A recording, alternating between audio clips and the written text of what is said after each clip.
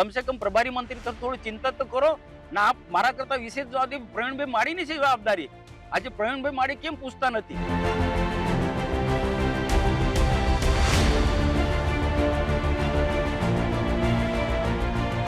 મારે એમની સાથે નારાજગી નથી।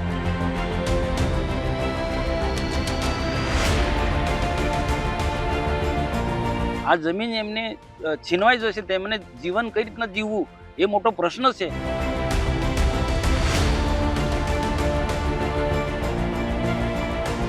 वन विभागे છે ને એમનો કાયદો નહીં વાંચ્યો હોય ને તો પહેલા એમને એમ કહી દેવાનું છે કે તમે પહેલા કાયદો વાંચો ને પછી અહીં આવજો।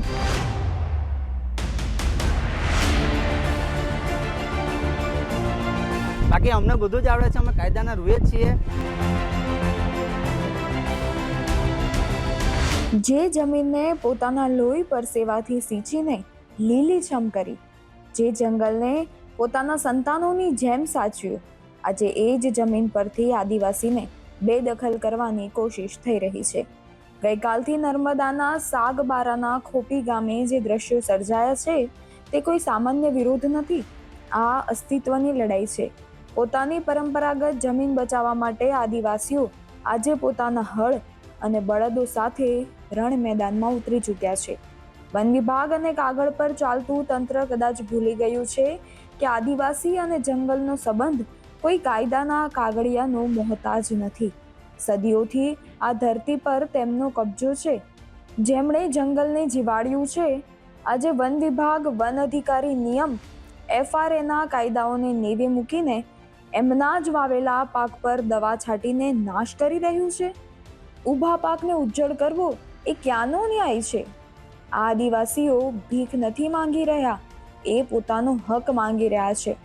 પણ સાંભળી લે આ બહેરી વ્યવસ્થા, આદિવાસી ક્યારેય નમ્યો નથી અને નમશે પણ નહીં। ગઈકાલથી ખોપી, હલકામ અને પાડીના આદિવાસીઓ ખુલ્લા આકાશ નીચે ધોધમાર વરસાદની વચ્ચે પણ પોતાના હળ અને બળદો સાથે ખેતરોમાં જ અડીખમ બેસી ગયા છે। અરે, વન વિભાગની લાઠીઓ કે પોલીસનો બંદોબસ્ત આ ધરતીપુત્રોના હોંસલાને તોડી શકે નહીં। જ્યારે કલમ અન્યાય લખતી હોય ને ત્યારે ક્રાંતિ ખેતરોના હળમાંથી જ શરૂ થાય છે। આ લડાઈ હવે માત્ર ખોપી ગામ પૂરતી સીમિત નથી રહી, આ આખા આદિવાસી સમાજના સ્વાભિમાનનો સવાલ છે। પક્ષ વિપક્ષના ભેદભાવ ભૂલીને આજે તમામ આગેવાનોએ પણ એક મંચ પર આવવું પડ્યું છે, કારણ કે આદિવાસીનો આક્રોશ જ એટલો સખત છે। જે જમીન પર સનદો મળવી જોઈતી હતી, જ્યાં અન્યાય રોકટોક બંધ થવી જોઈતી હતી, જો હક નહીં મળે તો આ હળ હવે પાછા નહીં ફરે। મારે તથા નાંદોદના ધારાસભ્ય ડોક્ટર દર્શનાબેન દેશમુખી પછી અમારા બધા જ આગેવાને આ આદિવાસી વિશ્વ દિવસમાં અલગ અલગ કાર્યક્રમમાં જવાનું હતું, પણ તે બધા જ કાર્યક્રમો અમે ડ્રોપ કરીને અમારા માટે અમે પ્રાયોરિટી આપી છે કે આ 14 ગામના આદિવાસીઓનો આખી જિંદગી અને જીવન નિર્વાહ સાથે જોડાયેલો પ્રશ્ન છે અને 20 વર્ષનો એમનો અધિકાર છીનવાઈ જાય છે ને એ લોકો ધરણા પર બેઠા છે। ત્યારે અમે એ બધા જ કાર્યક્રમો ડ્રોપ કરીને આજે એમના સમર્થનમાં અહીંયા બેઠા છે, ધરણા પર બેઠા છે। અને આ સાથે જોડાયેલા બધા જ લોકોને કહીએ છીએ કે માનવતાની દ્રષ્ટિએ આ ગરીબ માણસો છે, આ જમીન એમને છીનવાઈ જશે, તેમને જીવન કઈ રીતના જીવવું એ મોટો પ્રશ્ન છે। આ સમજો જરા। આ અને આમને કઈ આને કઈ અમારે કોઈ બીજું કોઈ સ્વરૂપ આપવું નથી, અમે આદિવાસીને કોઈ ઉશ્કેરતા પણ નથી, પણ આદિવાસીનો હક ને અધિકારની વાત છે। તો એના માટે અમે આ લોકો સાથે, આદિવાસીઓ સાથે છે ને આદિવાસી એ બધા અમારા સમાજના જ છે। તો આ એમને ન્યાય મળે એના માટે અમે પણ ધરણા પણ જોડાયા છે। અને હું માનું છું ત્યાં છે કે માનવતાની દ્રષ્ટિએ વન મંત્રી અર્જુનભાઈ હોય કે માનનીય મુખ્યમંત્રી સાહેબ હોય કે બીજા આ સાથે જોડાયેલા અને ઉમરપાડાના લોકોને અપીલ કરું છું હાથ જોડીને કે ભાઈ આ જંગલની જમીન જે છે સાગબારાના લોકો પાસેથી ઝૂંટવી લઈ તો એ પાછા ઉમરપાડાને તો મળવાની જ નથી, આદિવાસીને તો કોઈને મળવાની જ નથી। જંગલ ખાતું એટલે પ્લાન્ટેશન કરવાનું છે અને 2 વર્ષ પછી ઉમરપાડાનો વારો આવશે આવો તો આદિવાસીઓને ડરાવી ધમકાવીને પટાવી ફોસટીને આદિવાસીમાં ભાગલા પડાવી અને જંગલની જમીન હડપ કરવા માંગે છે ફોરેસ્ટ વિભાગ, એની સાથે અમને સખત નારાજગી છે। જો 25 દિવસનો પ્રશ્ન નથી, છેલ્લા 2 વર્ષથી અમે રજૂઆત કરી છે. અગાઉ મુકેશ પટેલ વન મંત્રી હતા ત્યારે પણ આ ખેડૂતો સાથે ને એના આ વિસ્તારના આગેવાનો સાથે અમે રજૂઆત કરી છે અને સતત પ્રયત્ન અમે ખેડૂતોની સાથે છે. અને ત્યાર પછી મંત્રીમંડળ બન્યા પછી નવા મંત્રી અર્જુનભાઈ મોઢવાડિયાની આખી ટીમ સાથે પ્રવીણભાઈ માળિયા બધા સાથે બેઠા છે. ટ્રાઇબલ મંત્રી નરેશ પટેલ સાથે પણ બધા મીટિંગ કરી છે. જેટલા જે અમારી પાસે જે આધાર પુરાવા છે બધા જ પુરાવા પણ એમને આપ્યા છે. તો પણ છતાં પણ શું છે, કેટલાક ફોરેસ્ટના એવા કાયદા એવા છે ને સામે આદિવાસીઓમાં ભાગલા પડ્યા છે.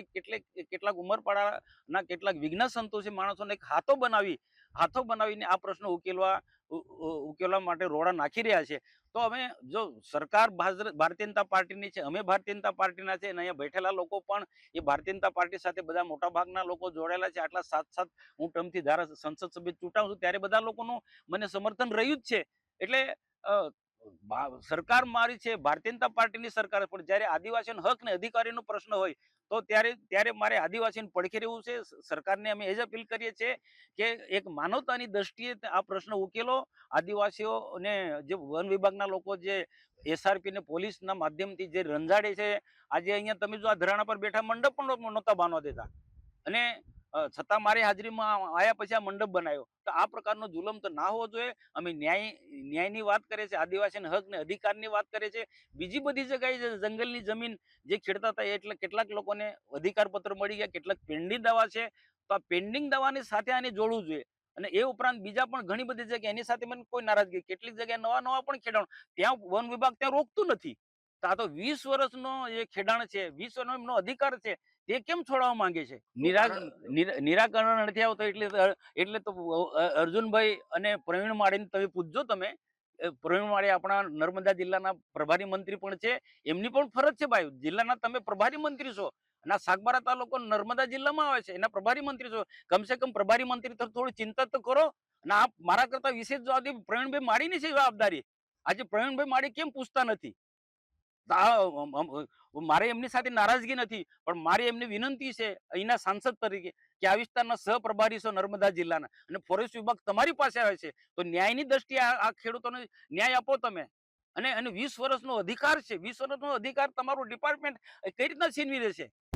પ્રાવેજન 4 લીટર લખે છે, 4/8નો લીટર, 3/12નો લીટર, 25/6નો લીટર, 25/6ના 2 લીટર, અને હાલની અંદર ગયા મહિનાની અંદર 24/7નો લીટર પ્રાવેજન પોતે મુખ્યમંત્રી લખે છે કે આ જે વસ્તુ થઈ રહ્યું છે કાયદાના હિસાબે છે.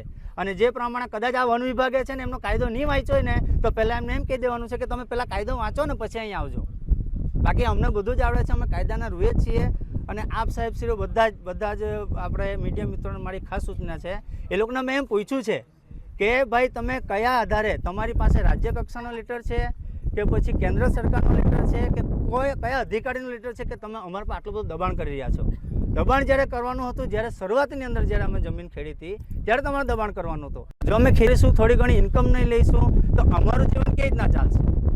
એ સરકારે વિચારવાનું રહ્યું. બરાબર છે. અને પછી અમારું જે આંદોલન છે આ અમે ચલાવીશું જ્યાં સુધી અમારી સરકાર માંગ સાંભળે નહીં ત્યાં સુધી. સાગબારા તાલુકાના ખોપી ગામમાં જે જંગલ જમીન ખેડતા ખેડૂતોનો વિવાદ છે, ખેડૂતો જંગલ જમીન વર્ષોથી ખેડે જ છે ને એ ખેડવા માટે આવેલા. તો આજે જંગલ ખાતાએ પોલીસ સ્ટાફને બધો ઉતારીને આજે એમને ખેડતા રોકવામાં આવ્યા છે. એના માટે અમે આગેવાનો આવ્યા છે. અને ખાસ તો અમે સરકારને એ જ કહેવા માગીએ છીએ કે આદિવાસી સમાજ અનાદિકાળથી આ દેશમાં રહે છે અને આ દેશનો મૂળ માલિક છે. અને તો પણ આદિવાસી સમાજ માટે 5મી અનુસૂચિ લાગુ પાડી, પૈસા અલગ અલગ કાયદાઓ લાગુ પડ્યા, તો પણ જંગલ ખાતું અલગ અલગ પ્રકારે હેરાન કરીને આદિવાસી સમાજ જમીન નહીં ખેડાય એના માટે અટકાવવામાં આવે છે. અહીંના જે પણ ખેડૂતો છે એ ઉકાઈ ડેમમાં વિસ્થાપિત થઈને અહીંયા વસ્યા છે, જે પણ ઉમરપાડા તાલુકામાં છે કે સાગબારામાં છે. તો પણ જંગલ ખાતું બંને તાલુકા વચ્ચે વિવાદ કરીને જંગલ ખાતું જમીન ખેડતી અટકાવવામાં આવે છે. એટલે અમારે તો જે ખેડૂતોનો હક છે એ હક માટે આજે અમે બેઠા છે. જે જમીનનો વિવાદ હમણાં ચાલી રહેલો છે અને 2002થી અમે આ જમીન કરીએ છીએ અને 2025 પછી અમને આ જમીન કરવા નહીં દેવામાં આવતી. તો અમારી લડત 2025થી ચાલી રહેલી છે. આગલું વર્ષ બી અમારું બગાડવામાં આવ્યું. આગલા વર્ષે પણ અમને ખેતી કરવા દેવામાં નથી આવી અને એવી જ રીતે આ વર્ષ પણ અમારું બગાડી દેવા માટેની આ લોકોની કોશિશમાં છે. અમને રોકી દેવામાં આવે છે. અમે હળ અને બળદો લઈને જમીન આવ્યા છે ખેડવા માટે? फॉरेस्ट राइट्स एक्ट है 2006, वन अधिकार अधिनियम 2006, उसमें एक्ट में ये मेंशन किया हुआ है कि 13/12/2005, 13 दिसंबर 2005 से पहले जिसका खेडान है, जो वर्षों से खेती कर रहा है, तो एक्ट के माध्यम से उनको प्रोटेक्शन है कि जो भी ये दावा अर्जी है, हक दावा अर्जी है, उसके हिसाब से अगर इनका कोई खेडान है तो जो वन विभाग है और जो रेवेन्यू डिपार्टमेंट है उसको वेरीफाई करेगा और उनको अनुमति देगा। लेकिन इस केस में ये इशू है कि जो भी लोग हैं ये सब सागबारा जिला के हैं और जो वन ज़मीन है, जंगल की ज़मीन है, ये सूरत ज़िले में आती है। तो जो एक्ट का एक पर्टिकुलर सेक्शन है उसमें ये मेंशन किया है कि उस पर्टिकुलर गांव की जहां ये ज़मीन लगती है वहां के ग्राम सभा का ठहराव होना चाहिए, उस गांव की परमिशन होनी चाहिए। अगर परमिशन है और आप उसको वेरीफाई करते हैं तो आपको खेडान की या खेती की अनुमति है।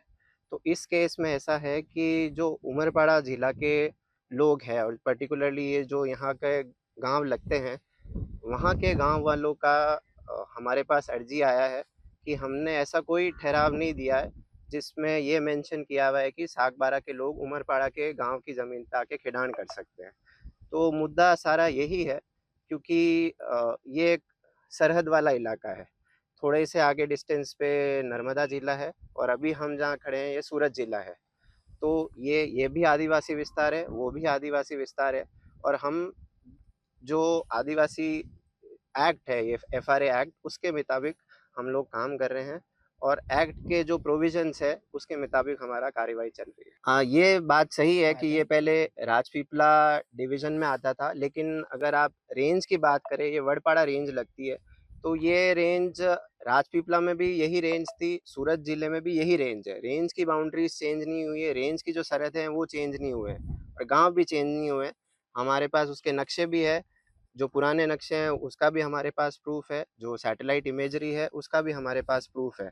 तो ये जो बात है उसका कोई लीगल बेसिस नहीं है। इसमें ऐसा है कि ये उमरपाड़ा का विस्तार है, ये जो सरहद है, तो उमरपाड़ा के जो लोग यहाँ पे खेती कर रहे हैं उनके पास उस ग्राम सभा का ठहराव है, मंजूरी है। तो और उस साइड के जो लोग हैं, सागबारा के लोग, तो उधर ऑलरेडी उनके जो ग्राम सभा है उनका उनके पास ठहराव है। लेकिन ऐसा कोई ठहराव नहीं है जिसके अंदर ये मेंशन किया गया है कि उमरपाड़ा के जो ग्राम सभा है वो सागबारा ज़िले के लोगों को अनुमति दे, ऐसा कोई ठहराव नहीं है। तो जब तक वैसा कोई ठहराव नहीं आता तब तक हम किसी को भी आज्ञा नहीं दे सकते, परमिशन नहीं दे सकते इधर खेती करने की। मामला बेसिकली दोनों साइड के ग्राम सभा का है। अगर यहाँ की ग्राम सभा वहाँ के लोगों को ठहराव दे दे, मंजूरी दे दे लिखित में ऑन पेपर कि आप लोग यहाँ पे वर्षों से खेडान करते हैं, और लिखित में अगर ये जो परमिशन है, ठहराव है, वो FRA एक्ट के तहत आगे जो प्रोसेस होता है उसमें TSP का, DLC, SDLC का, अगर वो ठहराव से, मंजूरी से, सबकी सहमति से अगर वो पास हो जाए तब ये जो सारा इशू है वो सॉल्व हो जाएगा। हाँ, तो ये हमारे ध्यान में भी आया है कि पहले कोई ठहराव हुआ है तो हमने उसकी भी जांच की, तो उसमें ऐसा पाया गया है कि जो ग्राम सभा का ठहराव फाइल्स में मिला है उसकी जांच चल रही है, उसमें उसको हमने फॉरेंसिक्स में भी भेजा है। तो इसमें ऐसा है कि ये सागबारा के पास जो ठहराव है वो उमरपाड़ा के जो गांव हैं उनके कहीं रिकॉर्ड्स में नहीं है। उमरपाड़ा वाले ऐसा बता रहे हैं कि हमने ऐसा कोई ठहराव पास नहीं किया है, तो उसकी जांच चल रही है। जैसे ही उसमें फॉरेंसिक्स की रिपोर्ट आएगी, हमें मिलेगा, तो हम उस हिसाब से कार्रवाई करेंगे। हम तो जो FRA एक्ट है, जो हमारा कानून है, उसके हिसाब से काम कर रहे हैं। निराकरण का तो हम नहीं बता सकते, लेकिन जब प्रोसेस सही से ड्यू प्रोसेस फॉलो होगा, रूल ऑफ लॉ फॉलो होगा, तब इसका निराकरण आ जाएगा। જંગલ અમારું છે, જમીન અમારી છે અને આ લડત પણ અમારી છે. કોપીના આદિવાસીઓ સાથે આખો સમાજ ખભેથી ખભો મિલાવીને ઊભો છે. જ્યાં સુધી ન્યાય નહીં મળે ત્યાં સુધી આ હિંસક આંદોલન અટકશે નહીં. આદિવાસીઓના સમર્થનમાં હો તો આ વિડીયોને વધુમાં વધુ શેર કરો અને કમેન્ટમાં જય જોહર લખો. અને આવા જ વિડીયો જોવા ખેડૂત પોથીની યુટ્યુબ ચેનલને સબસ્ક્રાઇબ કરો અને ફેસબુક તથા ઇન્સ્ટાગ્રામને ફોલો કરી લેજો. જય આદિવાસી, જય જોહાર. ખેડૂત પોથીને લાઈક, શેર અને સબસ્ક્રાઇબ કરો.